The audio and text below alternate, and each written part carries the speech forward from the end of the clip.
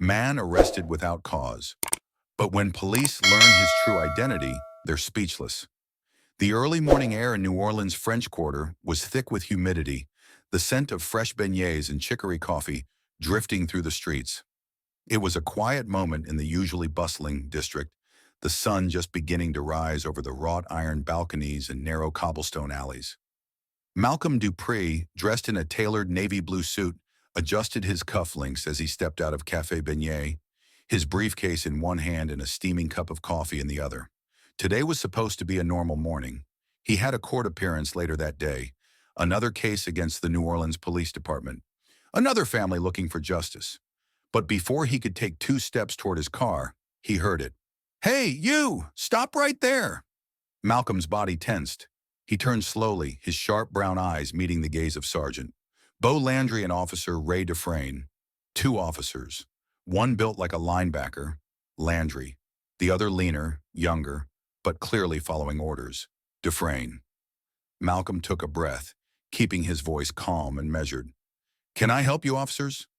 Landry took a step forward, hand resting on his holstered gun. "We got reports of a robbery nearby. You match the description." Malcolm raised an eyebrow. "And what description is that?" Dufresne hesitated.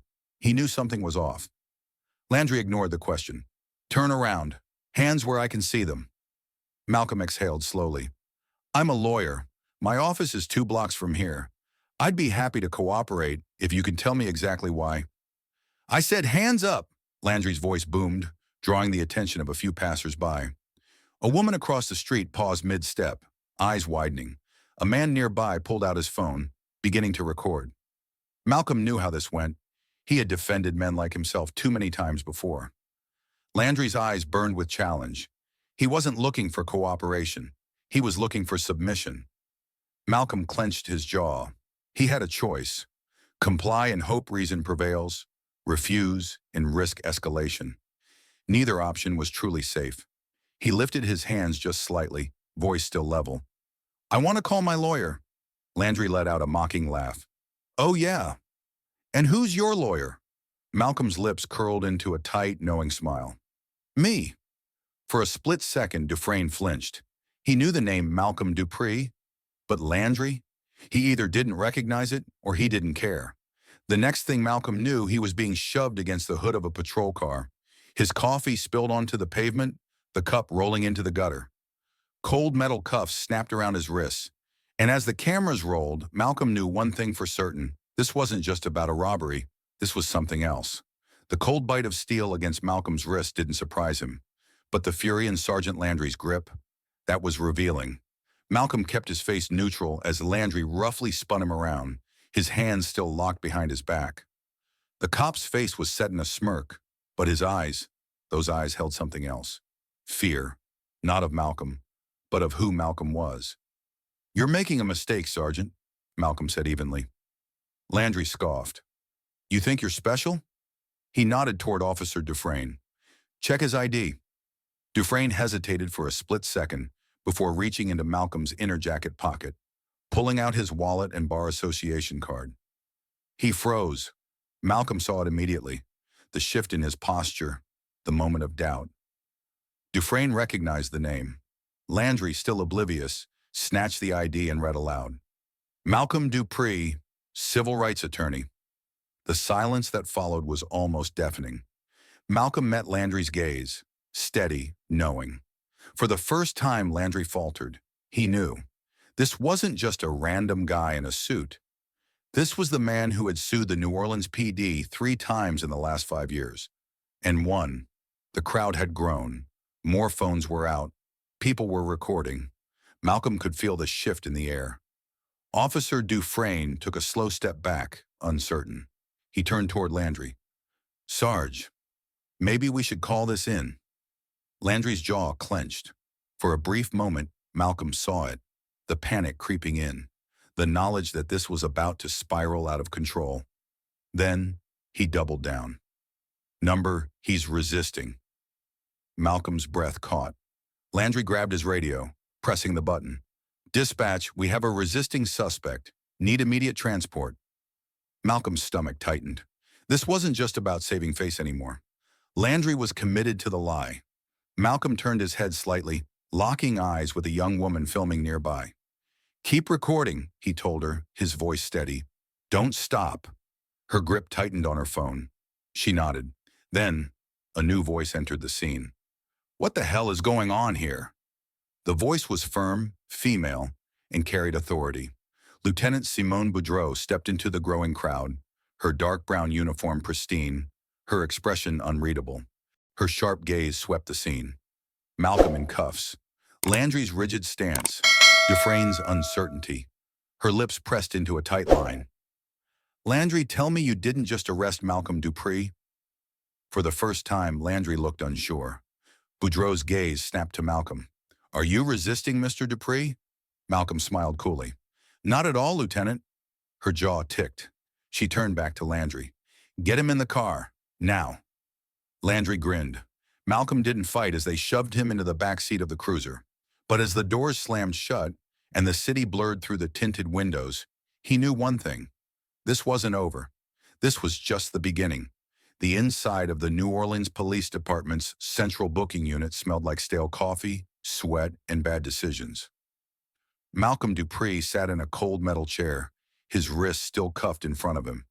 The room was dimly lit, the overhead fluorescent lights buzzing softly. He had been through a lot of interrogations in his career, but never from the other side of the table. Across from him, Sergeant Beau Landry paced back and forth, his boots thudding against the tile floor. His fingers tapped restlessly against his belt, where his badge gleamed under the dull light. Malcolm watched him, calm, waiting. He had learned a long time ago. The most dangerous thing to a corrupt cop wasn't a gun. It was silence. Landry finally stopped pacing. He exhaled sharply, cracking his knuckles. "You're awfully quiet, Dupree." His voice was almost amused. "I figured a lawyer like you would be running his mouth by now." Malcolm lifted an eyebrow. "Waiting for you to say something worth responding to." Landry's jaw tightened. He pulled out the chair across from Malcolm and sat down, leaning forward slightly. "I don't know what kind of game you're playing," he muttered, "but you think that fancy law degree is going to get you out of this?" Malcolm tilted his head. "What exactly is this?" Landry smirked. "Resisting arrest, interfering with an investigation." Malcolm chuckled. "What investigation?" "You stopped me for drinking coffee." Landry's eyes flashed with something dark. "You fit the description." Malcolm leaned forward, his tone lower now. Controlled. Dangerous. "No, Sergeant, I fit your profile." Landry's nostrils flared. For a moment his composure cracked. Then the door creaked open. Lieutenant Simone Boudreau walked in, her uniform crisp, her expression unreadable. She didn't sit. She just stood there, arms crossed, her sharp eyes moving between the two men. "Uncuff him!" Landry's head snapped toward her. "Excuse me?" "You heard me," Boudreau said, her voice cool as steel. "Release him." Landry gritted his teeth. "Lieutenant, with all due respect." Boudreau's stare hardened. "This man is an attorney. You didn't run his name before arresting him, did you?" Landry said nothing. Boudreau exhaled sharply. "You realize what you just did? You arrested the most well-known civil rights lawyer in Louisiana." A beat of tense silence. Then, a voice from the hallway. "Lieutenant, we have a problem." Boudreau turned toward the doorway. Officer Jesse Carter stood there, his face pale. He held up a tablet, the screen glowing with a live stream. Boudreau took one look at it, and her stomach dropped. Malcolm's arrest was already viral. Lieutenant Simone Boudreau felt the weight of the moment settle like a lead weight in her chest. She took the tablet from Officer Jesse Carter's hands, her eyes scanning the live stream video that was now spreading across social media. Malcolm Dupree, in cuffs, pressed against a police car. Calm, composed, while Sergeant Landry looked like a man trying to hold on to control he never really had. The comments below the video were exploding. "Here we go again. Another black man arrested for nothing. That's Malcolm Dupree? Oh, they messed up big time. Who else thinks the NOPD is about to get sued?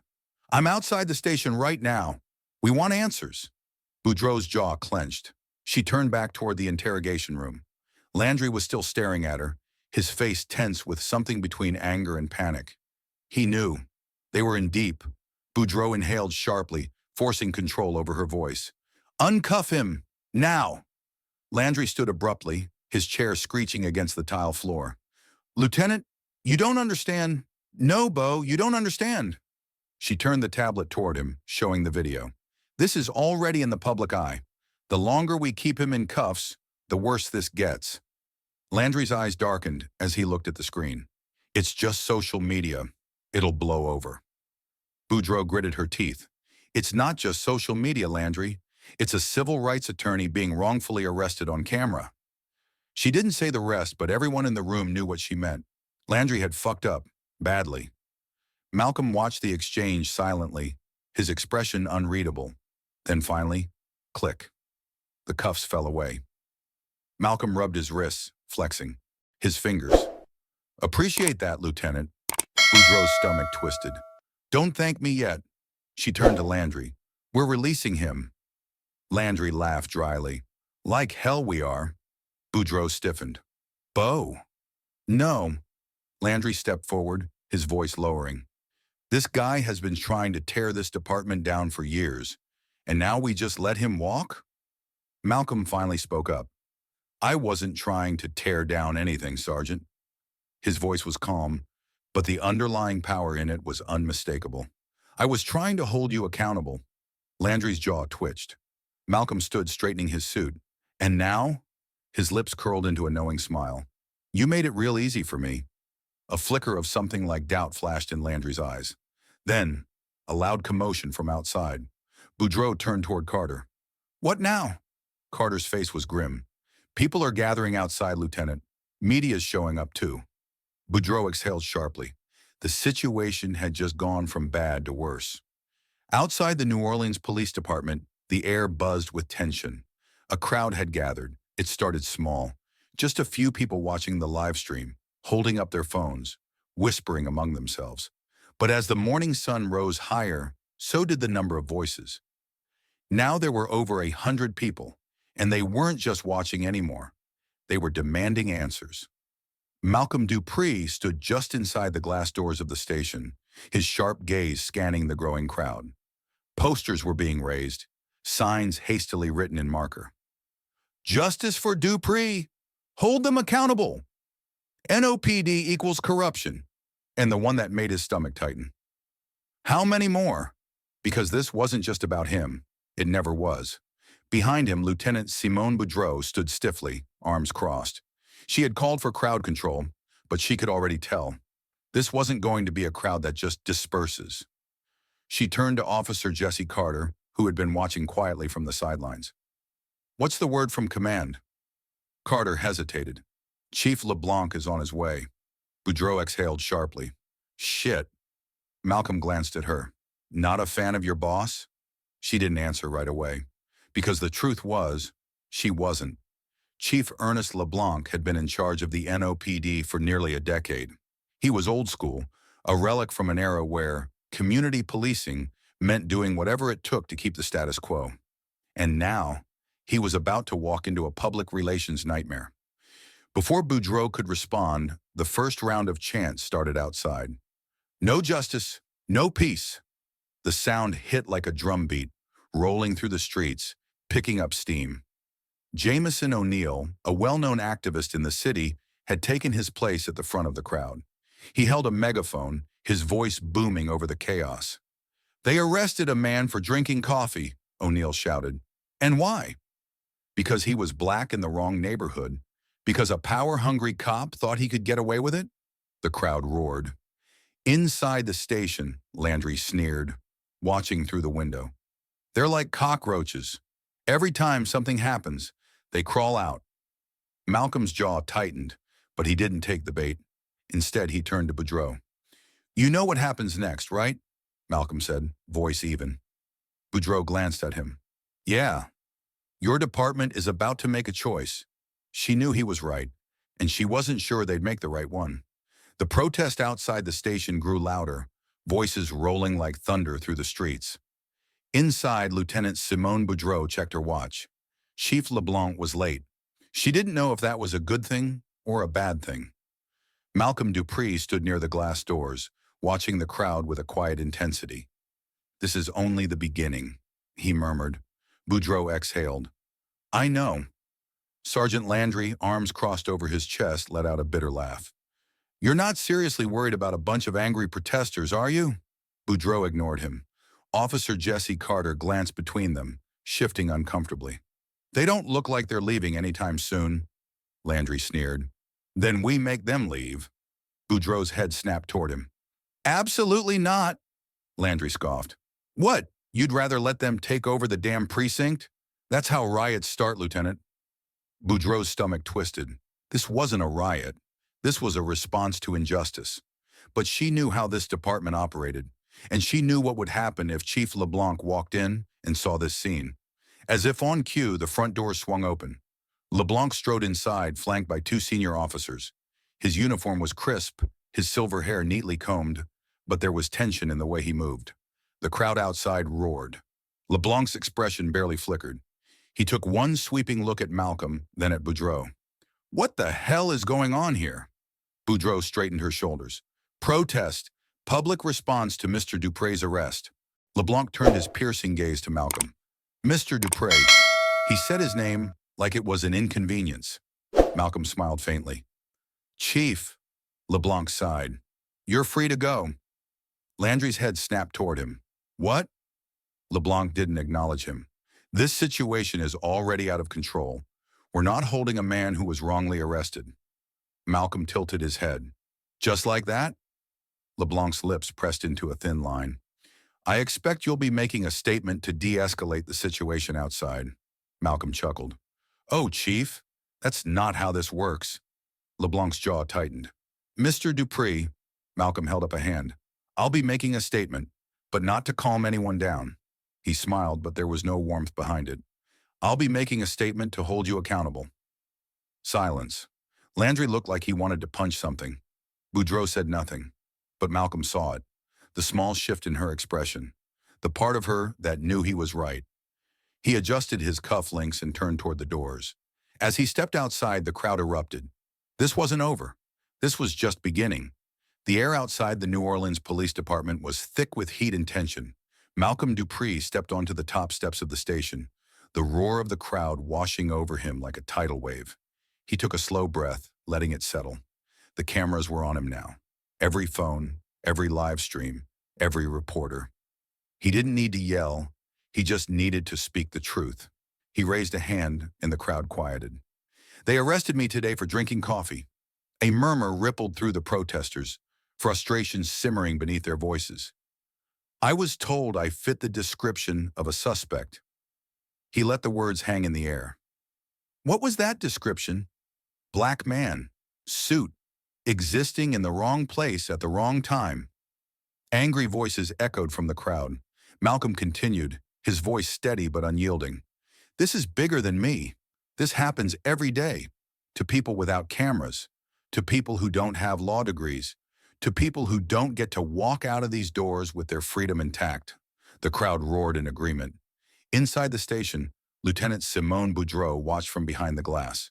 She had spent years telling herself that the system could be fixed from the inside. But standing there, hearing Malcolm's words, watching the anger in the faces of the people outside, for the first time she wondered if she was wrong. Behind her, Chief LeBlanc folded his arms, his expression tight with irritation. "This needs to end." Sergeant Landry smirked. "Let me take care of it." LeBlanc didn't say no. Boudreaux's stomach twisted. Landry was a powder keg, and she knew exactly what was coming. Malcolm stood firm on the steps of the police station, letting the weight of his words settle over the crowd. The energy was electric, a mixture of anger, hope, and something dangerously close to defiance. Inside the station, Lieutenant Simone Boudreaux knew what was coming. She could feel it in the rigid stance of Chief LeBlanc. She could hear it in the eagerness in Sergeant Landry's voice when he muttered, "It's time to shut this down." Boudreaux's stomach twisted. Landry turned toward a group of riot officers near the entrance, nodding toward the crowd. "Time to clear the street. Gear up." One of the younger officers hesitated. "You sure, Sarge? They're not?" Landry's voice hardened. "They're blocking a government building. That makes it illegal." Boudreaux stepped forward. "Stand down." Landry turned, his eyes glinting with challenge. Excuse me? I said stand down, she repeated. LeBlanc's voice cut through the tension. Lieutenant, don't question your orders. Boudreaux's pulse pounded in her ears. Orders. She had followed orders for years. But something about this moment, this choice, felt different. Outside, Malcolm raised his voice again. We will not be silenced. We will not be intimidated. The truth is on our side. The crowd erupted in agreement. Landry's jaw tightened. He turned to his men. Move in! The first officer stepped forward, reaching for his baton. Boudreaux moved without thinking. She blocked the door. The entire room froze. What the hell are you doing? Landry hissed. Boudreaux's heart was pounding, but her voice was steady. Following the law. Silence stretched between them. Then, LeBlanc's voice, low and dangerous. You're making a mistake, Lieutenant. Boudreaux didn't move. She knew exactly what she was doing, and for the first time in a long time, she wasn't afraid. Outside, Malcolm saw the moment the officers stopped moving. The crowd saw it too. Hope flickered in their eyes. For now, they had won this battle. But Malcolm knew the war was far from over. Lieutenant Simone Boudreaux sat in her office, staring at the blank wall, waiting for the hammer to fall. It had been 30 minutes since she had defied a direct order. Since she had stood in the doorway and told Chief LeBlanc and Sergeant Landry that she wouldn't let them escalate the protest outside. Since she had crossed a line she could never uncross. The door swung open. Chief Ernest LeBlanc stepped inside, his expression dark, controlled rage simmering beneath his usual mask of authority. He didn't sit, didn't even shut the door. You made a fool out of me out there, Lieutenant, he said, voice calm but cold. Boudreaux didn't flinch. I did my job, LeBlanc scoffed. Your job is to follow orders. My job is to uphold the law. She met his gaze, refusing to back down. You wanted to send riot officers against a peaceful protest. That's not law enforcement. That's intimidation. LeBlanc's jaw tightened. And now the media is all over it. They're calling us corrupt, calling me incompetent. He stepped closer, voice lowering. You think that's good for the department? Boudreaux's stomach twisted. She had spent years trying to tell herself that LeBlanc was an old-school cop, not a corrupt one. But standing here now, she saw it in his face. This wasn't about justice. It was about control. If you can't handle bad press, she said slowly, maybe you shouldn't be running this department. LeBlanc's expression darkened. You're suspended, he said. Boudreaux exhaled sharply. There it was. I'll need your badge and gun, LeBlanc continued. She didn't hesitate, didn't argue. She unhooked her badge, setting it gently on the desk. Then she removed her holstered gun, placing it beside it. LeBlanc watched her, waiting for a reaction. She gave him none. I'll be reviewing your position, he said, stepping back toward the door. You may want to start considering your next career move. Then he was gone. Boudreaux sat there staring at her badge. Then she stood up. If LeBlanc thought taking her badge would stop her, he was dead wrong. Boudreaux walked out of the station, her head held high. But inside, her mind was racing. She had spent 15 years in the New Orleans Police Department, 15 years playing by the rules. And in less than 5 minutes, LeBlanc had taken it all away. Her badge, her authority, but not her fight. She stepped into the street, the sounds of the protest still lingering in the air. The crowd was thinning out, but people were still talking, still watching. A few cameras turned toward her. For the first time in her career, she wasn't standing on the other side of the line. She was with them. Across the street, Malcolm Dupree leaned against the hood of a black sedan, arms crossed. He had been waiting. She walked toward him, her steps deliberate. I heard, Malcolm said, watching her carefully. Boudreaux let out a short laugh. That didn't take long. Nothing does anymore, he muttered. News moves fast when it's the truth. She sighed, rubbing the bridge of her nose. You think I did the right thing? Malcolm tilted his head. What do you think? She exhaled, glancing back at the police station behind her. I think I finally saw it for what it is. Malcolm's eyes narrowed slightly. And what is it? She turned back to him. A system built to protect itself. Malcolm's lips pressed into a firm line. He nodded. She crossed her arms, voice lowering.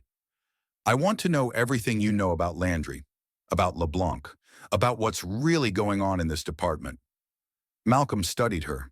For a long moment, neither of them spoke. Then, he reached into his pocket and pulled out a USB drive.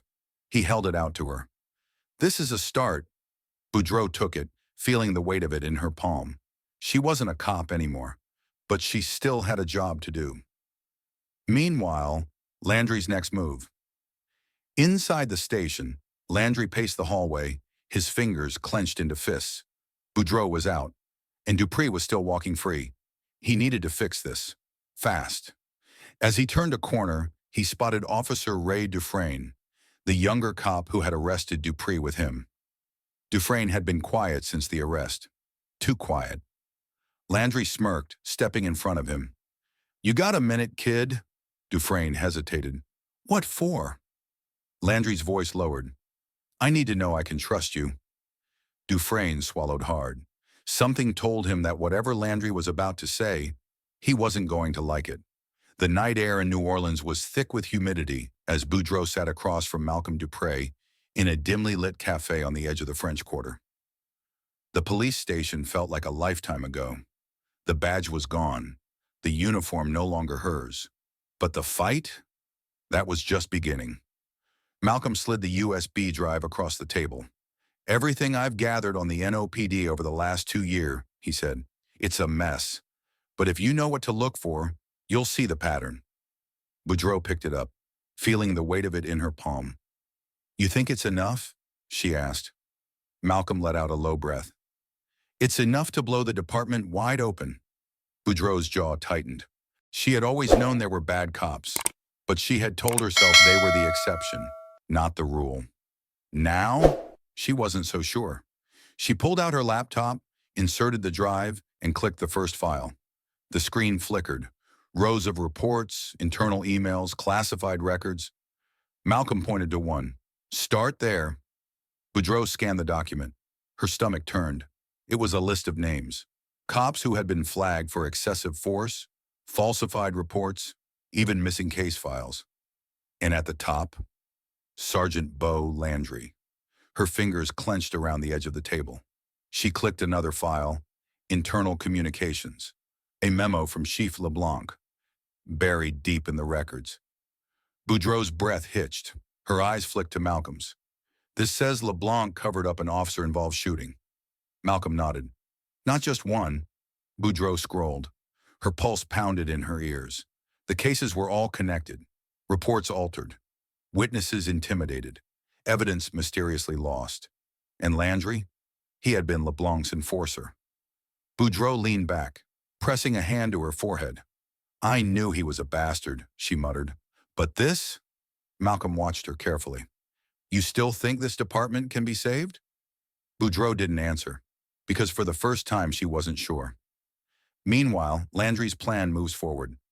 Officer Ray Dufresne sat in his patrol car, fingers drumming against the steering wheel. He couldn't shake the uneasy feeling in his gut.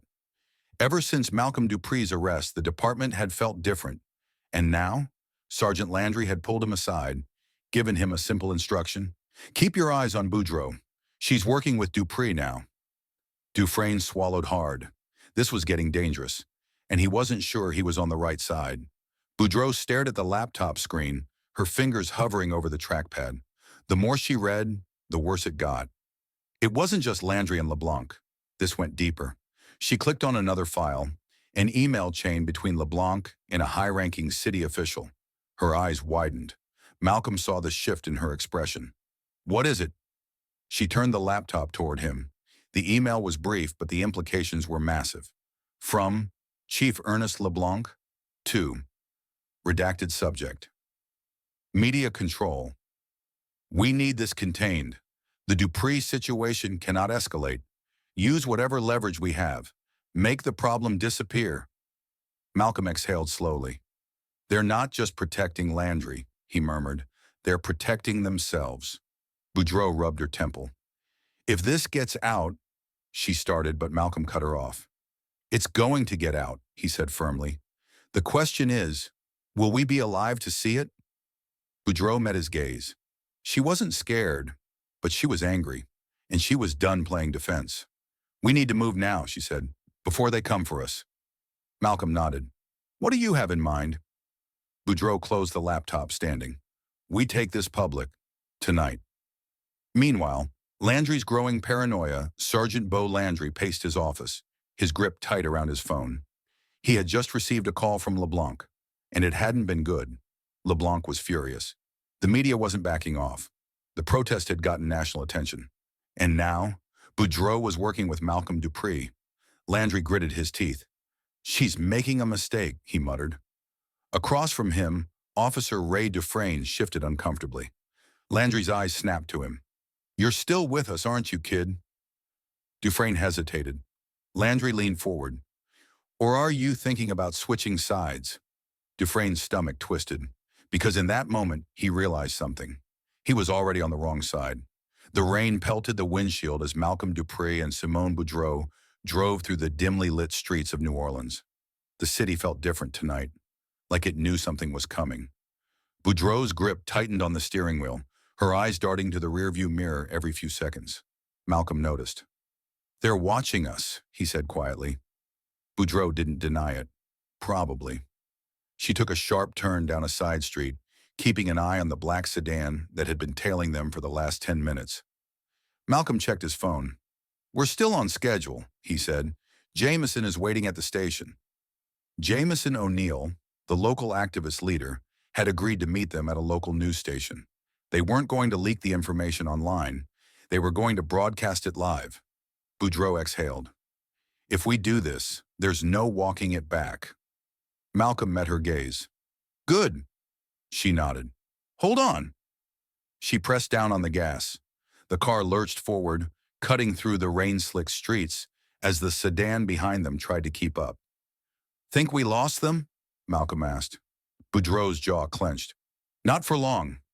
Meanwhile, Landry's last move. Sergeant Beau Landry slammed his fist on the desk, his face twisted with rage. "They're going to the press." LeBlanc's voice came through the speakerphone, low and cold. "Then stop them." Landry's fingers curled into a fist. "How far do you want me to go?" A beat of silence, then LeBlanc's answer. "As far as you need to." Landry smiled. He finally had permission to do what should have been done from the start. "Consider it handled," he muttered, grabbing his gun. The news station's parking lot was almost empty when Boudreaux pulled in. The rain had slowed, but the thick clouds above made the night feel heavier, darker. Malcolm checked the time on his phone. 11:27 p.m. Jameson O'Neill was already inside, prepping for the live broadcast. The news anchor had agreed to push the story at exactly midnight. Prime time for public engagement. This was it. They had the files, the proof, the names.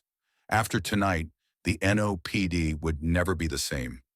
Boudreaux killed the engine and scanned the parking lot. Her gut told her something was wrong. "We need to move fast," she muttered, opening her door. Malcolm grabbed the USB drive from the dashboard, then followed her toward the entrance. The wind whistled through the empty lot. Too quiet. Boudreaux's fingers itched for the gun she no longer carried. As they reached the glass doors, she reached for the handle. Then she sensed it. Movement. Behind them. Her body moved before her mind caught up. "Malcolm, get down!"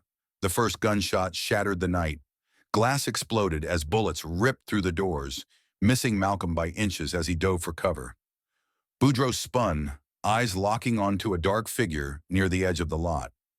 Sergeant Beau Landry, gun raised, face set in pure rage. A second figure stood beside him, Officer Ray Dufresne. But his gun wasn't raised. He wasn't shooting. He just stood there, his face pale, his body tense. Malcolm hit the ground, gripping his arm. "I'm hit," he hissed. Boudreaux's heart stopped. She dropped beside him, her hands searching for the wound. Blood, shoulder wound. Not fatal. But they wouldn't be lucky twice. Landry took a step forward, his voice steady, almost smug. "You should have walked away, Boudreaux." She gritted her teeth. "You should have kept your hands clean, Landry." Landry laughed. "What, you think this changes anything? We both know how this ends." Boudreaux's jaw tightened. "Yeah," she muttered, "but I don't think he does."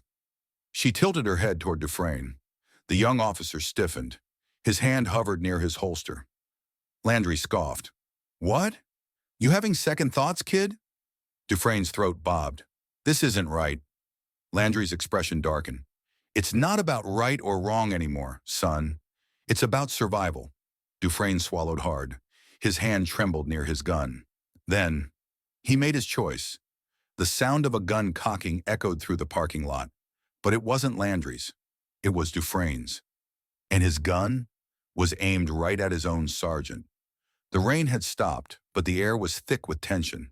Dufresne's hand shook as he held his gun steady, his finger hovering over the trigger. His heart pounded against his ribs. Landry stared at him, eyes burning with rage and betrayal. You better think real hard about what you're doing, kid. Dufresne swallowed. His mind raced. Everything about this was wrong. He had joined the force to do good, to protect people.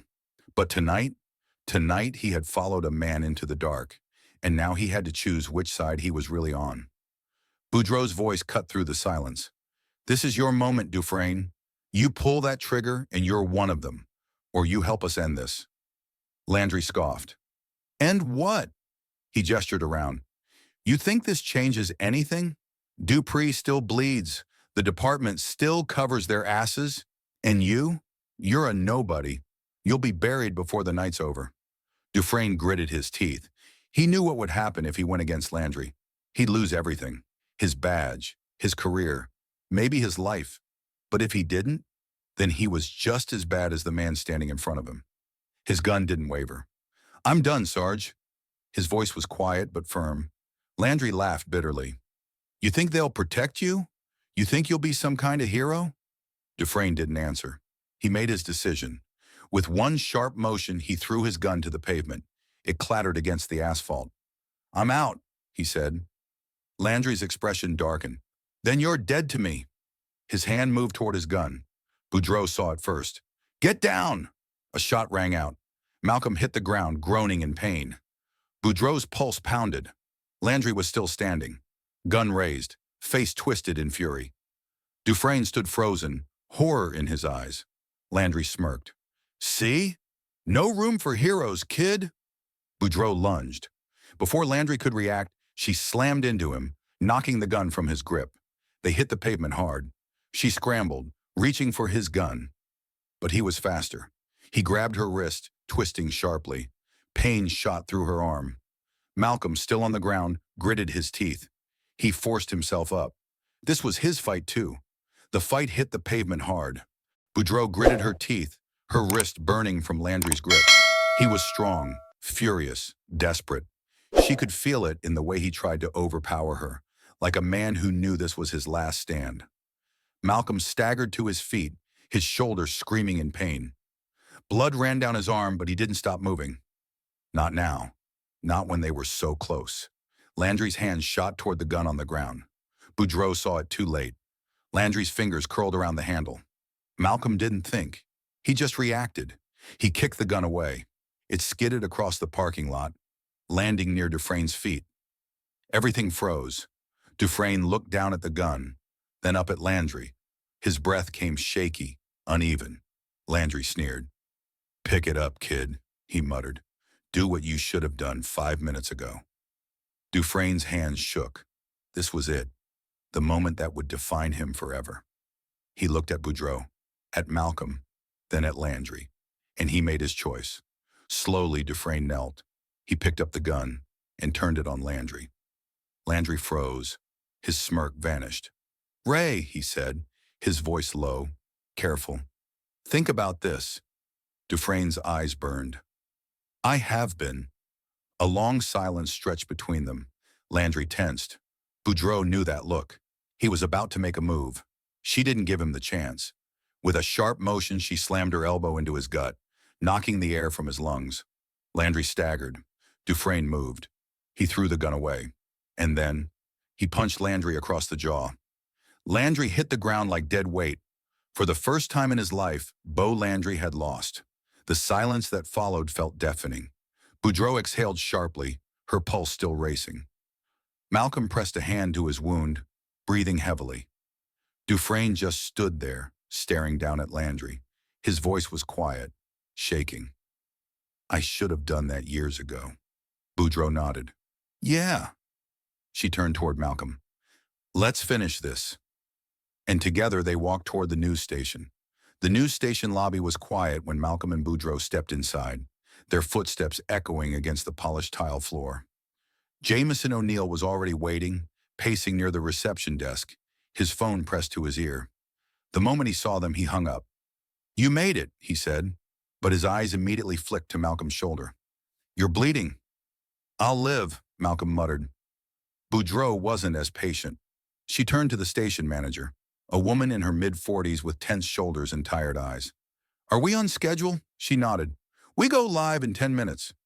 Boudreaux exhaled, glancing at Malcolm. This was it. After tonight, there would be no hiding. Meanwhile, Chief LeBlanc's last move. Chief Ernest LeBlanc stood in his dimly lit office, staring at the city skyline. The phone in his hand buzzed. He answered without hesitation. They're at the station, came the voice on the other end. LeBlanc closed his eyes for a brief second. He had spent years keeping this department under control. And now, it was slipping. I need this shut down. There was a pause.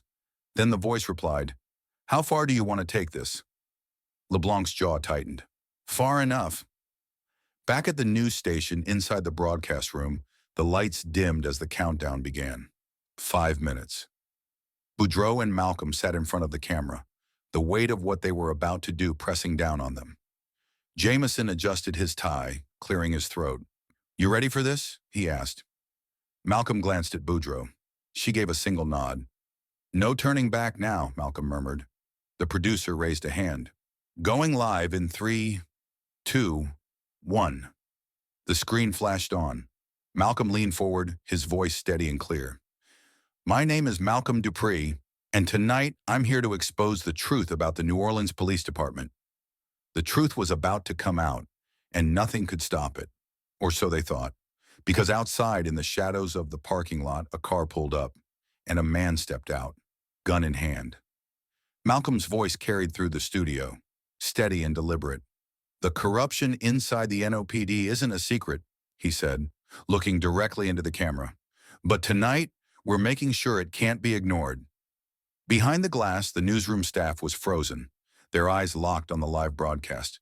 The control room producer exchanged a glance with Jameson. This is going to blow up, she whispered. Jameson didn't look away from the screen. That's the point. Outside, a threat in the shadows. The parking lot was eerily silent. A black sedan sat just beyond the glow of the streetlights, its engine still running. From the driver's side, a figure emerged. He moved with purpose, controlled, calm. In his right hand, a suppressed pistol. Inside the station, Boudreaux's gut twisted. Something felt wrong. She turned toward the newsroom window, glancing out at the parking lot. And she saw him, a man in a dark suit walking toward the building. She didn't recognize him, but she knew exactly why he was here. Her heart pounded. Malcolm, she started. Then the first shot rang out. Inside the newsroom, chaos erupts. The glass door shattered. People screamed, ducking for cover. Malcolm instinctively hit the floor, shielding his head as the second bullet tore through the newsroom. Boudreaux moved fast. She grabbed Malcolm's arm, dragging him behind the anchor desk. Stay low! Jameson's voice boomed over the chaos. We're still live! Don't cut the feed! The camera operator froze, his hands shaking. What the hell is happening? Outside, the gunman reloaded. Another bullet slammed into the glass panel behind them. The newsroom staff scrambled for cover, but Boudreaux wasn't running. She was done running. She turned toward Malcolm, her breath coming fast. You trust me? Malcolm met her eyes, then he nodded. Good, she said. Then she moved. The showdown. The gunman stepped into the building, gun raised. He didn't hesitate, didn't even blink. He was here to kill. But he made one mistake. He didn't expect Boudreaux to fight back.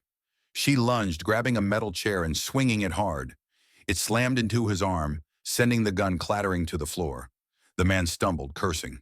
Malcolm moved. He grabbed the gun before the shooter could recover. The newsroom fell silent. Malcolm stood there, chest rising and falling, gun in his grip. For a long moment, no one moved. Then, police sirens wailed in the distance. The gunman's face tightened. He knew it was over, and so did Malcolm. He lowered the gun. Because he wasn't the executioner. He was the man who would finish this the right way. And now, it was LeBlanc's turn to face justice.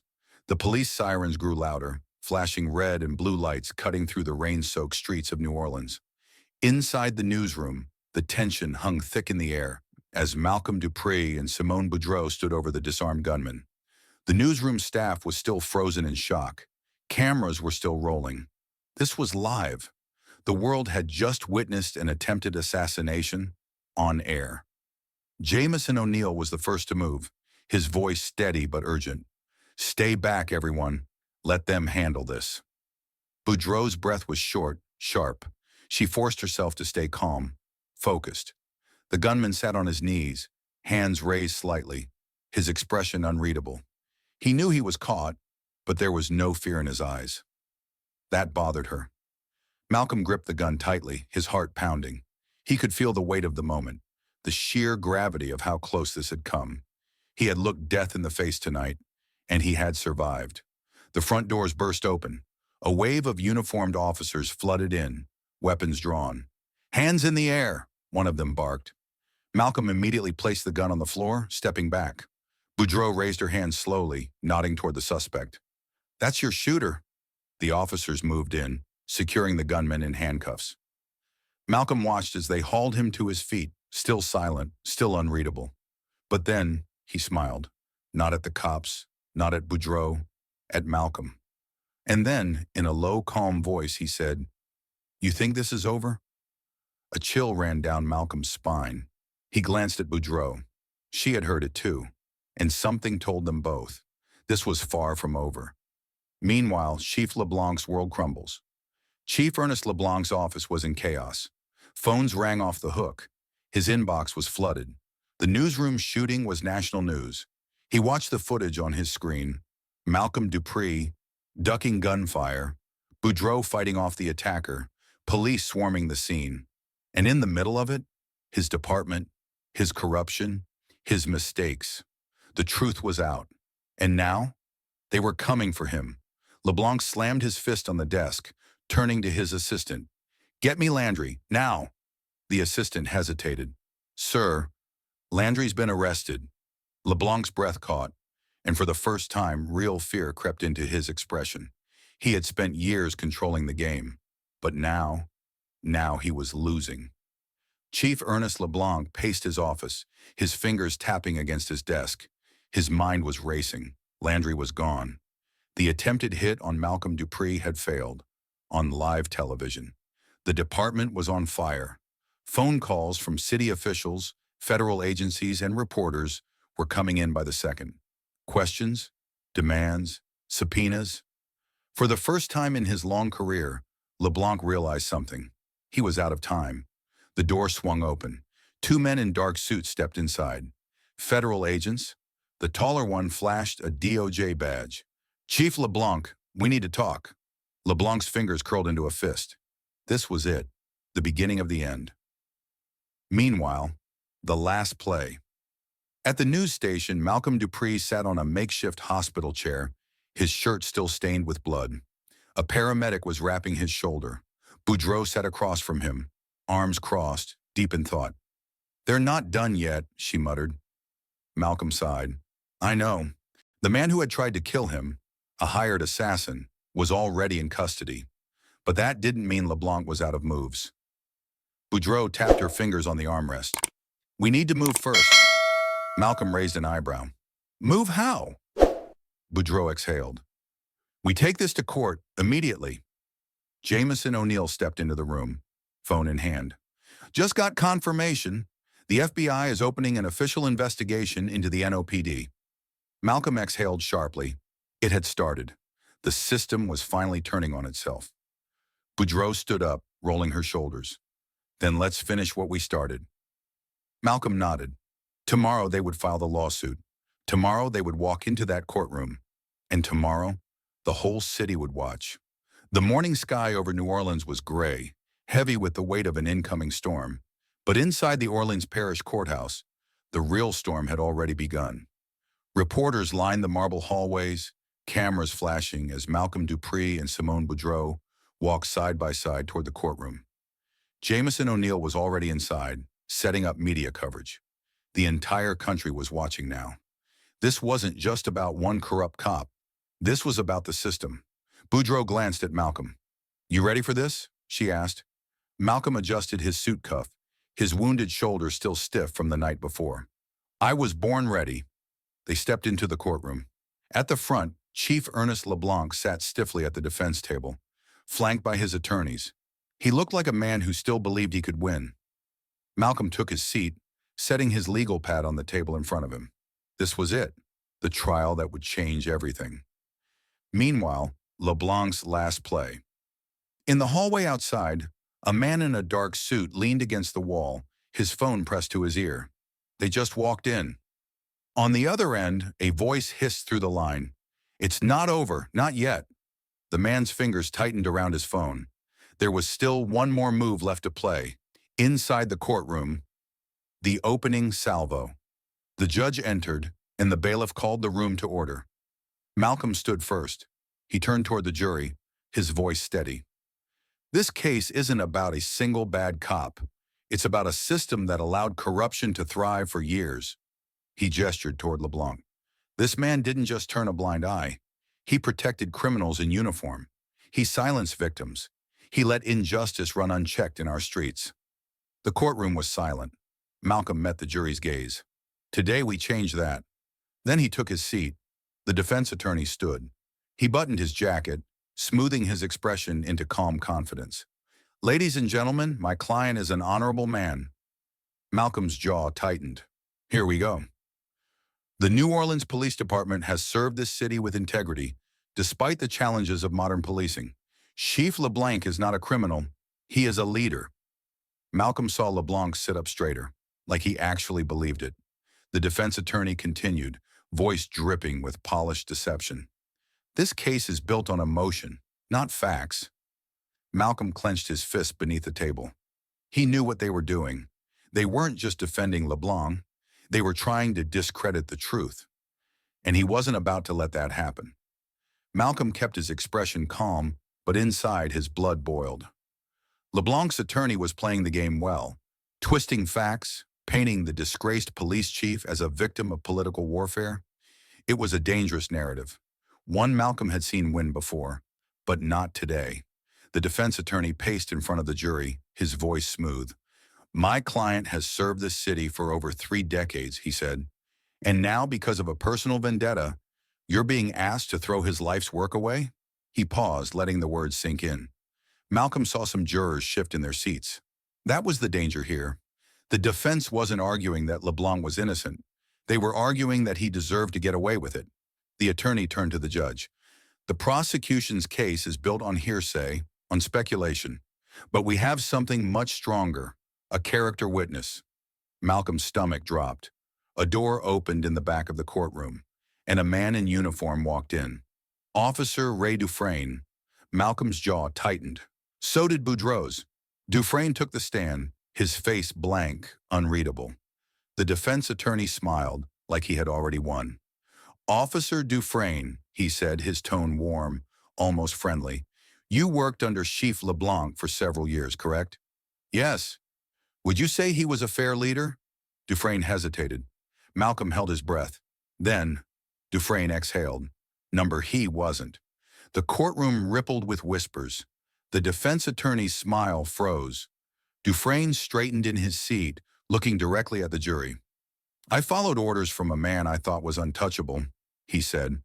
"I watched good cops get pushed out while the bad ones got promoted." His hands clenched in his lap. "I helped arrest Malcolm Dupree on false charges." Malcolm exhaled slowly. Dufresne wasn't here to save LeBlanc. He was here to bury him. The defense attorney scrambled to recover. "Officer Dufresne, wouldn't you say—" Dufresne cut him off. "I'd say we failed this city, and I won't be part of that anymore."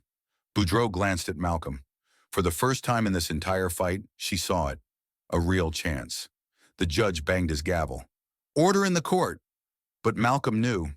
There was no controlling this now. The dam had broken. LeBlanc sat stiffly at his table, his face pale. He knew it too. He had lost. The courtroom was silent, the kind of silence that weighed heavy, pressing down on every person inside. Malcolm Dupree sat at the prosecution's table, his hands folded, his breath slow and steady. This was it, the moment they had fought for. At the defense table, Chief Ernest LeBlanc sat rigid, his once pristine suit now slightly disheveled. His face was unreadable, but Malcolm could see it, the fear. The judge adjusted his glasses, glancing down at the verdict form. He cleared his throat. Has the jury reached a verdict? A woman in the front row, the jury forewoman, stood holding a piece of paper. We have, Your Honor. She handed it to the bailiff, who passed it to the judge. The entire room held its breath. The judge unfolded the paper, his expression unreadable. Then he read aloud. On the charge of obstruction of justice, we find the defendant. A pause. Malcolm's pulse pounded. Guilty. A murmur rippled through the courtroom. The judge continued. On the charge of conspiracy to cover up officer misconduct, we find the defendant guilty. Boudreaux's hands tightened into fists. She barely heard the rest. Charge after charge, the same word echoed through the courtroom. Guilty, guilty, guilty. With every verdict, LeBlanc's shoulders sank lower. By the time the last charge was read, his fate was sealed. The judge set down the paper, adjusting his glasses again. Chief LeBlanc, he said, his voice steady, firm, you have betrayed the trust of this city. Your actions have harmed countless lives, and today, you are being held accountable. LeBlanc didn't move, didn't blink, but Malcolm saw the way his hands curled into fists. Like a man who had never believed this day would come. The judge turned to the jury. I want to thank you for your service. Sentencing will be held in 2 weeks. The gavel slammed down. It was over. The courtroom erupted.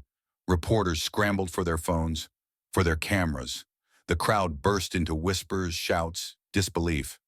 But Malcolm, he just sat there, letting it sink in. For the first time in years, a police chief had been convicted. A system had cracked. It wasn't enough, not yet, but it was a start. Boudreaux turned to him. We did it. Malcolm met her gaze. No, he said quietly. We're just getting started. The crowd outside the courthouse was electric. Chants echoed through the streets, news cameras flashed, and voices filled the air with a mix of celebration and anger. Because today, something impossible had happened. A police chief had been convicted. But Malcolm Dupree knew this wasn't the end. It was only the first battle won in a much larger war. Outside the courthouse, the moment sinks. In Malcolm and Boudreaux stepped out onto the steps, the crowd immediately pressing forward. Reporters shouted questions.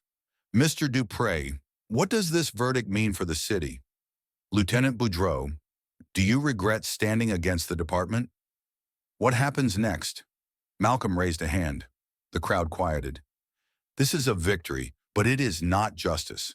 His voice carried, steady but firm. Justice doesn't come from one trial. It doesn't come from one conviction. Justice comes when an entire system is held accountable. He paused, letting the weight of the words sink in. We still have work to do. The crowd roared in agreement. Boudreaux stood beside him, arms crossed. She had lost everything, her badge, her career, the only life she had ever known. And yet, for the first time in a long time, she didn't feel powerless. She leaned toward Malcolm. So what now? Malcolm let out a slow breath.